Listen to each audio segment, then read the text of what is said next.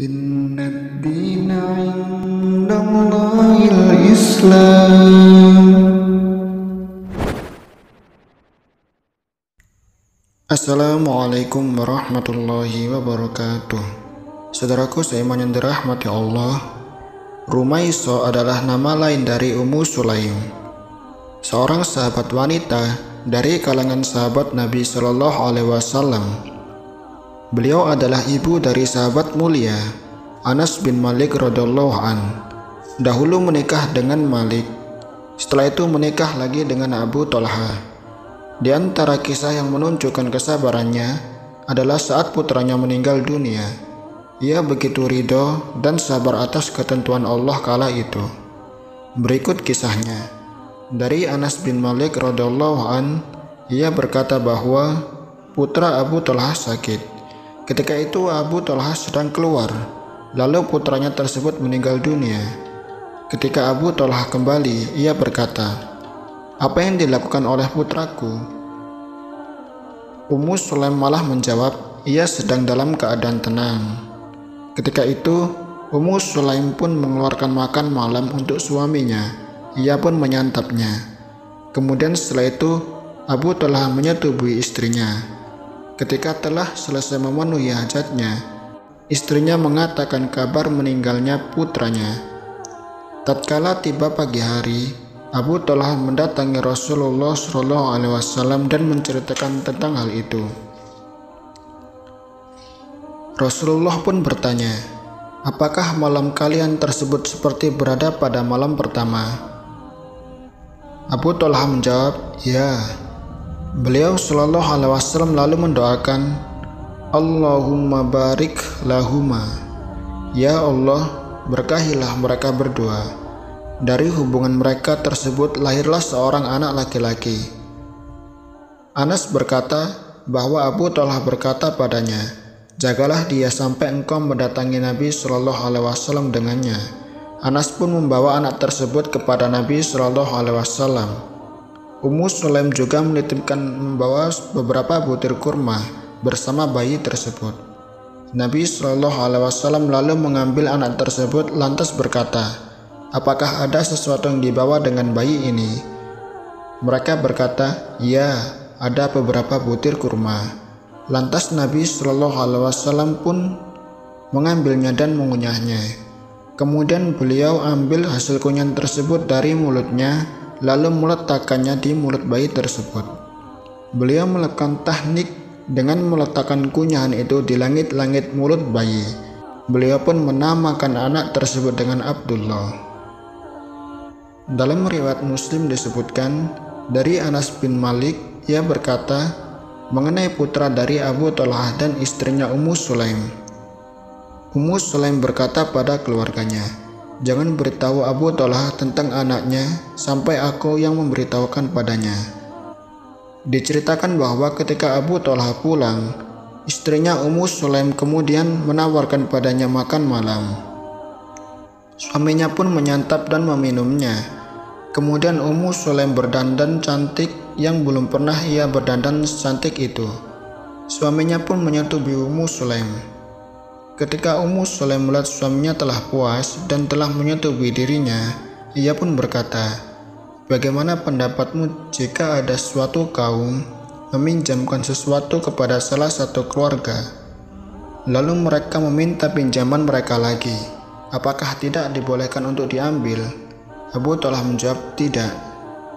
Ummu Sulaim lalu berkata, "Bersabarlah dan berusaha raih pahala kematian putramu." Abu Talha lalu marah kemudian berkata, "Engkau biarkan aku tidak mengetahui hal itu hingga aku berlumuran janabah, lalu engkau kabari tentang kematian anakku." Abu Talha pun bergegas ke tempat Rasulullah SAW dan mengabarkan apa yang terjadi pada beliau. Lalu Rasulullah SAW pun mendoakan, "Semoga Allah memberkahi kalian berdua dalam malam kalian itu." Akhirnya Ummu Sulaim pun hamil lagi. Saudaraku seiman, kisah tersebut menunjukkan keutamaan sahabat Ummu Sulaim. Dari kisah tersebut, kita bisa melihat bagaimana kuatnya kesabaran Ummu Sulaim atau Rumaisah. Sungguh ia begitu penyabar, sampai-sampai ketika putranya meninggal dunia pun ia bisa bersabar seperti itu. Ketika dapat musibah kala itu, ia tetap melayani suaminya seperti biasa. Bahkan ia pun berdandan begitu istimewa demi memuaskan suaminya di ranjang. Tatkala suaminya puas, baru ia kabarkan tentang kematian putranya. Sungguh kesabaran yang luar biasa. Beberapa faedah lainnya dari kisah tersebut: dianjurkan istri untuk berhias diri untuk suaminya dengan dandan yang istimewa. Namun yang terjadi di kebanyakan wanita saat ini, mereka hanya mau berdandan ketika di depan orang banyak saat keluar rumah, bukan di hadapan suaminya. Cobalah ambil teladan dari kisah Rumaisah yang ia masih mau berdandan cantik walau sedang dirundung duka. Istri harus bersungguh-sungguh dalam berkhidmat pada suami dan membantu mengurus hal-hal yang maslahat bagi suami, seperti yang dilakukan Ummu Sulaim pada suaminya dengan menyediakan makan malam. Mustajabnya doa Nabi Shallallahu Alaihi Wasallam dan mendoakan keberkahan bagi malam Ummu Sulaim dan Abu Thalhah. Akhirnya mereka pun dikaruniai lagi seorang anak. Barang siapa yang meninggalkan sesuatu karena Allah, maka Allah ganti dengan yang lebih baik. Lihatlah Ummu Sulaim begitu ridho dan penyabar dengan ketentuan Allah Subhanahu wa Ta'ala, sehingga ia pun dikaruniai putra yang dinamakan Abdullah. Bahkan dari Abdullah inilah lahir ke-9 putra. Bahkan dari Abdullah inilah lahir 9 keturunan yang semuanya para penghafal Al-Quran, sebagaimana disebutkan dalam riwayat lainnya. Bahkan mereka menjadi para ulama, sebagaimana disebutkan Imam Nawawi rahimahullah. Disunahkan ridho terhadap takdir yang terasa pahit.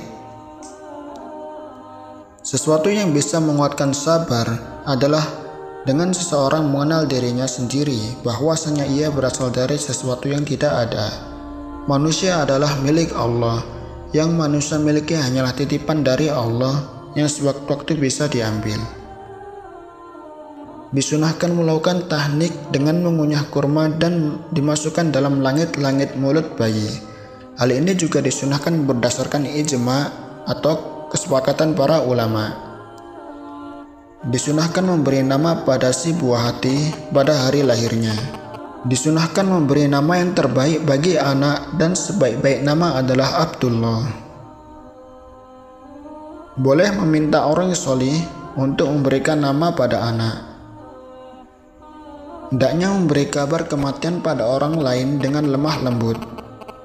Boleh menggunakan kata-kata kiasan yang seolah-olah mengandung dusta ketika hajat atau dibutuhkan. Allahu a'lamu bishawab. Assalamualaikum warahmatullahi wabarakatuh.